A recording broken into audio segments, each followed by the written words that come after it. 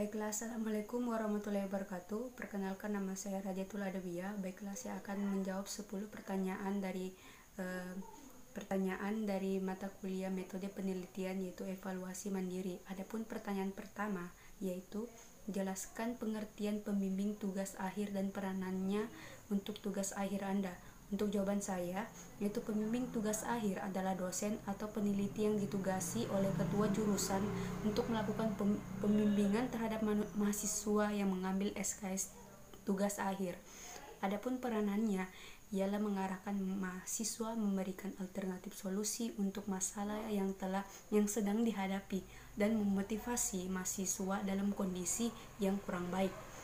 Adapun pertanyaan yang kedua, yaitu jelaskan secara singkat istilah berikut, yaitu kompetensi pedagogis, kompetensi kepribadian, kompetensi sosial, dan juga kompetensi profesional.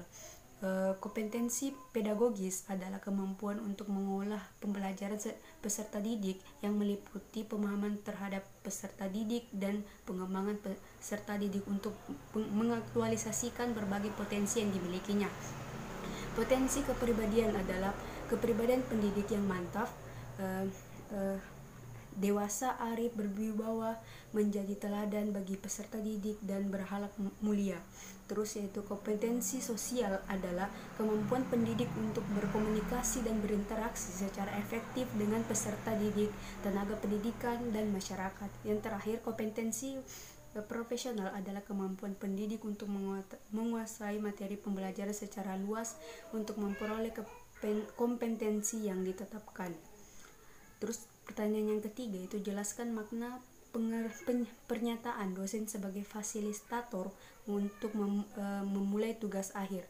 Jawaban saya ialah dosen sebagai fasilitator ialah seseorang yang membantu, mengarahkan, merencanakan pelaksanaan di mana dosen dapat memberikan pendapat dan masukan terhadap mahasiswanya. Terus pertanyaan yang keempat yaitu sebutkan beberapa kendala yang sering dihadapi mahasiswa untuk memulai penulisan tugas akhir. Yang pertama itu mahasiswa belum memahami sepenuhnya minat dan kemampuannya. Terus yang kedua yaitu kesulitan menemukan ide. Terus yang ketiga yaitu tidak semua mahasiswa memiliki kemampuan pemrograman. Terus yang keempat yaitu kurangnya rasa percaya diri. Adapun pertanyaan yang kelima yaitu jelaskan apa yang dimaksud dengan pernyataan dosen sebagai pembimbing tugas akhir.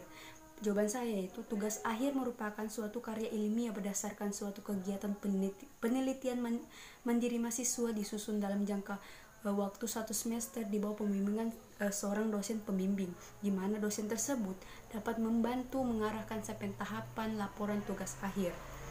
Adapun pertanyaan yang keenam yaitu sebutkan beberapa masalah yang sering muncul selama proses pengerjaan tugas akhir, yaitu ada masalah akademik, ada masalah teknis, ada masalah keluarga, terbatasnya fasilitas, dan yang terakhir itu adalah kesibukan dosen pembimbing.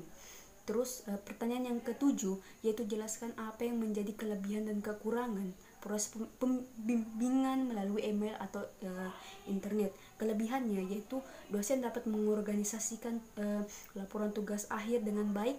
Dosen memiliki arsip laporan tugas akhir mahasiswa serta riwayat perbaikannya. Mahasiswa dapat memperbaiki tugas akhir secara intensif. Adapun kekurangannya yaitu ketika menggunakan email, dosen seringkali lupa untuk membalas dikarenakan oleh kesibukan oleh dosen tersebut. Terus pertanyaan yang ke-8 yaitu jelaskan apa saja yang dipersiapkan oleh mahasiswa dalam sidang komprehensif untuk tugas akhir. Konsultasi yang pertama itu konsultasi dulu ke dosen pembimbing, barangkali ada hal yang penting yang kurang kita pahami. Terus yang kedua yaitu mempelajari inti dari materi agar kita tidak mati gaya ketika kita berada di ruang sidang nanti. Terus yang ketiga yaitu buatlah PowerPoint. Pertanyaan yang ke-9 yaitu jelaskan apa yang dimaksud dengan stres, mengapa stres sering sekali terjadi selama proses pembimbingan ataupun ketika mahasiswa hendak menghadapi sidang tugas akhir. Jawaban saya itu stres adalah tekanan fisik atau psikis akibat adanya tuntutan dari dalam diri dan lingkungan. Terus terjadinya stres selama tugas akhir itu dikarenakan mahasiswa seringkali kesulitan menyusun tugas akhir, mulai dari mencari judul, mencari literatur, serta kecemasan menghadapi dosen pembimbing.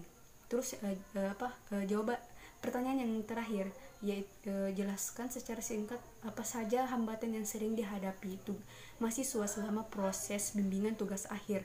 Yang pertama itu mahasiswa tidak dapat mengungkapkan pendapatnya ke dalam bentuk tulisan, apalagi tulisan ilmiah. Terus yang kedua yaitu mahasiswa belum dapat membuat kalimat sesuai dengan kaidah bahasa Indonesia yang baik dan benar.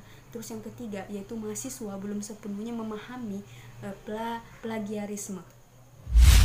Baiklah, adapun kesulitan saya pada mata kuliah metode penelitian dan juga kesulitan mencari judul tugas akhir. Yang pertama, kalau di mata kuliah itu karena sekarang kan lagi pandemi, jadi kita itu diharuskan untuk kuliah online, dan adapun kami kadang tidak terlalu mengerti apa yang ibu sampaikan, tapi untung ada bantuan teman yang bisa membuat saya mengerti. Dan adapun untuk kesulitan mencari judul, yang pertama bingung juga mencari rumus permasalahan itu di mana. Tapi alhamdulillah ada juga bantuan teman untuk coba ini dan itu. Jadi ya akhirnya alhamdulillah. Baiklah, itu saja yang bisa saya paparkan. Terima kasih sudah menonton.